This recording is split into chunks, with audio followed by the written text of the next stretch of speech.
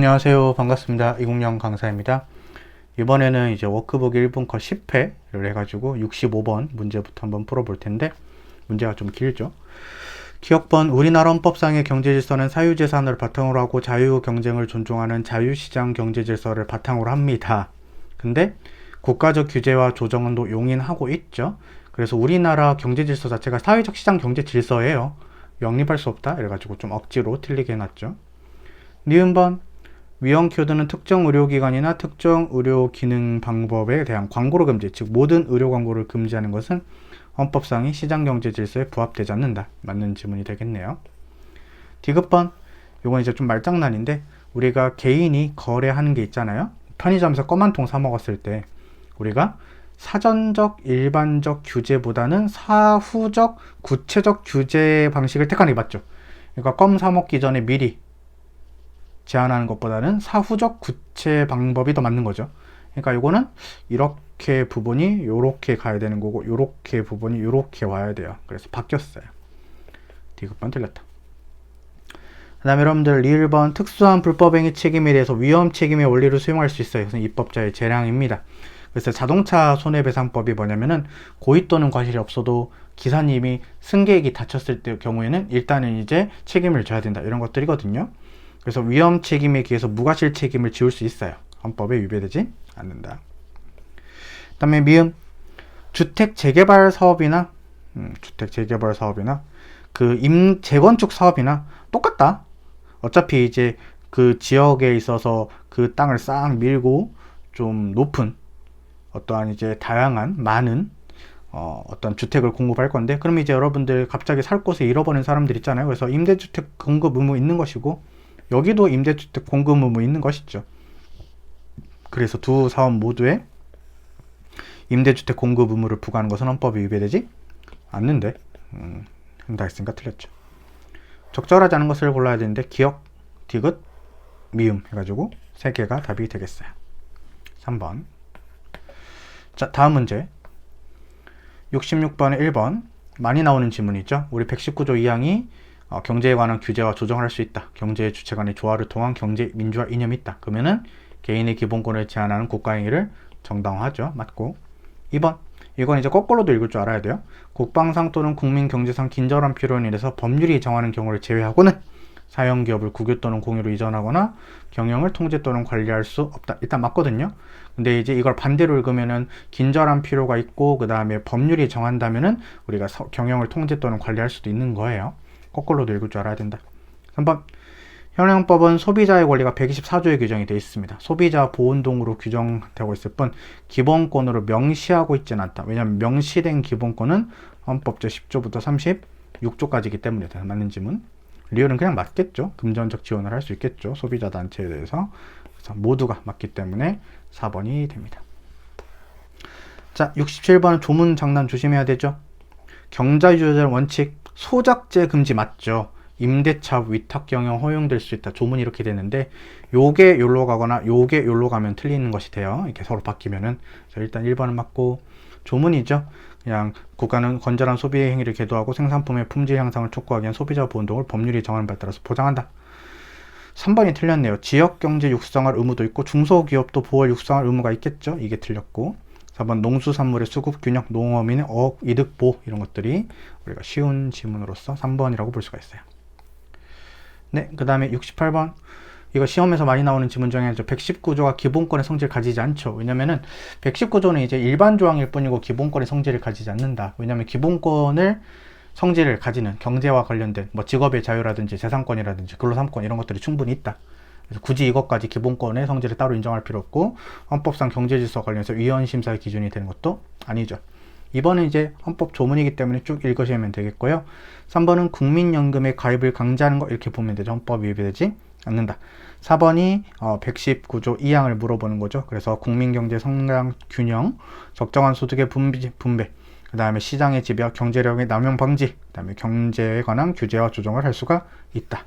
그래서 요것이 요렇게 연결이 돼요. 이걸 가지고 개인의 기본권을 제한하는 국가행위를 정당할 수가 있다. 이게 여러분들 그 119조 2항이거든요. 네, 그래서 이렇게 볼라낼 수 있었고, 답은 쉬웠다. 1번이죠. 69번. 우리 헌법의 경제 질서는 자유시장 경제 질서를 바탕으로 하면서도 우리가 이제 각가지 모순을 제거하고 복지 정의를 실현하기 규제와 조정을 용연하는 사회적 시장 경제 질서의 성격을 띠고 있다.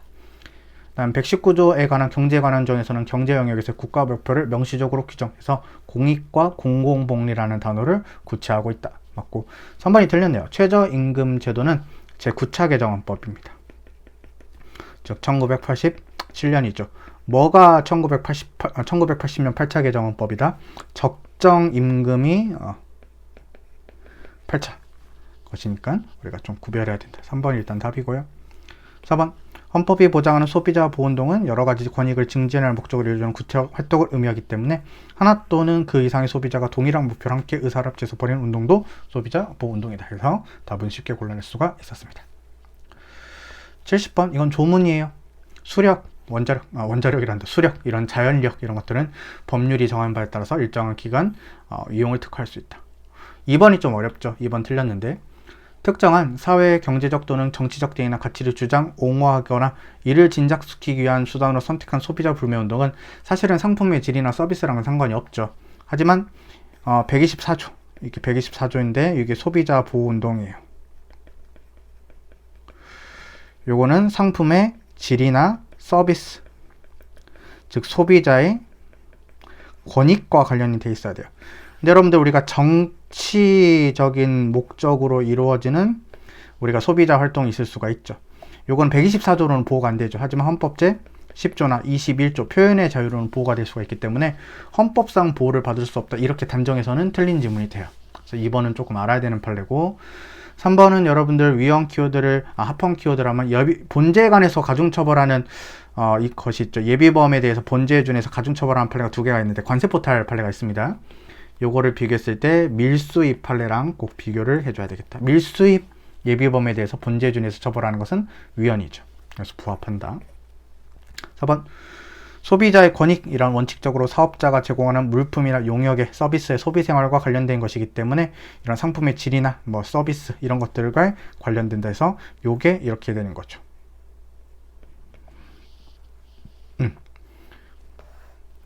71번 경자유전의 원칙 때문에 자경농지의 양도소득세 면세 대상자를 그 지역에 살고 있는 농사꾼에게 우리가 세금을 깎아주는 것은 헌법에 위배되지 않는다. 이렇게 되는 거고 그 다음에 여러분들 농지 소유자가 농지를 농업 경영에 이용을 해줘야 되거든요. 근데 이용하지 않아서 농지 처분 명령, 야 빌려라로 줘라 라고 명령을 받았을 경우에 이를 이행하지 않는다. 그럼 이제 이행 강제금을 부과할 수 있도록 한서는 헌법에 위배되지 않는다.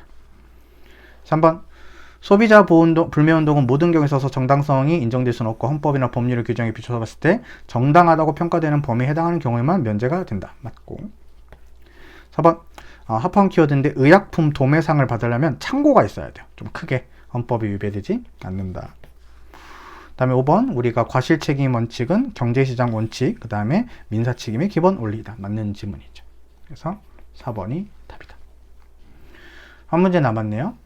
여러분들 72번 문제 풀어볼게요. 우리가 그 국가에게 농어민의 자조조직을 육성할 의무는 적극적인 의무가 있는 거죠. 그 다음에 자조조직의 활동과 발전을 보장할 의무는 소극적 의무가 있는 거죠. 둘 다 있는 거죠.